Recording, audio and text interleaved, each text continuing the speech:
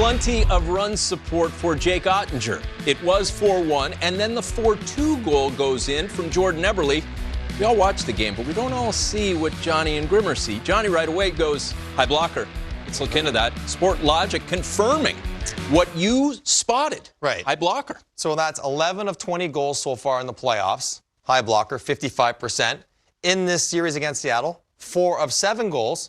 High blocker, as you told me, 57%, 50 points, you're that on it. And this is not something that is just a fluke. Teams do advanced scouting. They tell players where to shoot or where the goaltender might be slightly weaker if you can go in that direction, if you have time. It's reactionary sport, and you always can't do that, Grimmer, but this is something worth noting. When you've seen it now for 2 rounds, you see it run through 2 different teams. This is a stat that is not going to change. You'll probably see lots of shots going up there the rest of the playoffs. The game has gotten so advanced. You'll scout that. You'll communicate that to the players. You'll put it on tape. It'll play on a loop before the game, and you'll have everybody, a part of your skating roster, walk through the room and absorb that 2 or 3 times, perhaps.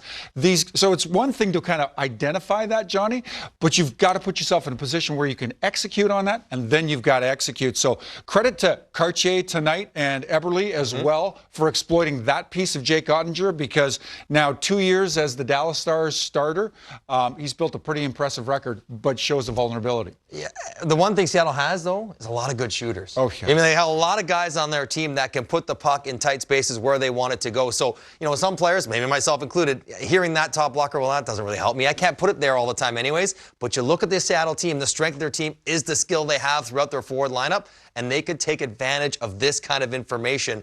And the more they have success with it, the more we talk about it, the more they're going to continue to put it up there, top blocker. And it's point counterpoint. You know that Jake Oettinger is aware of that too, and he's going to work to close that gap and perhaps take away that vulnerability. It's the fun of the playoffs.